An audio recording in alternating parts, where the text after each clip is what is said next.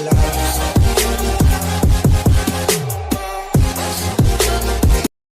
Friends, ಈ ವಿಡಿಯೋದಲ್ಲಿ ಬಂದು ಪ್ಯಾರೆಟ್ ಫಿಶ್ ಟ್ಯಾಂಕ್ ಮೆಟ್ಸ್ ಅಂದರೆ ಪ್ಯಾರೆಟ್ ಫಿಶ್ ಜೊತೆ ಯಾವ ಮೀನು ಬಿಡ್ಬೋದು ಅಂತ ಈ ವಿಡಿಯೋದಲ್ಲಿ ತಿಳಿಸ್ಕೊಟ್ಟಿದ್ದೀನಿ. ನೀವು ನೋಡ್ಬೋದು.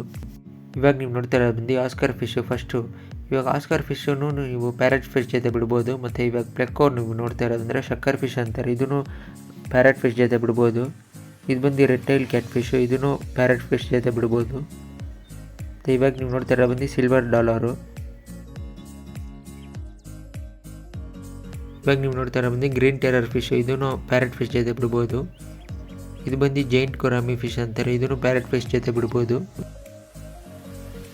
ಇದು ಬಂದು ಫೈರ್ ಮೌತ್ ಚಿಕ್ಲಿಟ್ಸ್ ಅಂತಾರೆ, ಈ ಚಿಕ್ಲಿಟ್ ವೆರೈಟೀಸ್ ಎಲ್ಲ ಪ್ಯಾರೆಟ್ ಫಿಶ್ ಜೊತೆ ಯಾವ್ದು ಬೇಕಂತ ಬಿಡ್ಬೋದು. ಇದು ಬಂದು ಶಾರ್ಟ್ ಬಾಡಿ ಫ್ಲವರಾನ್ ಫಿಶ್ ಅಂತಾರೆ, ಇದನ್ನು ಪ್ಯಾರೆಟ್ ಫಿಶ್ ಜೊತೆ ಬಿಡ್ಬೋದು.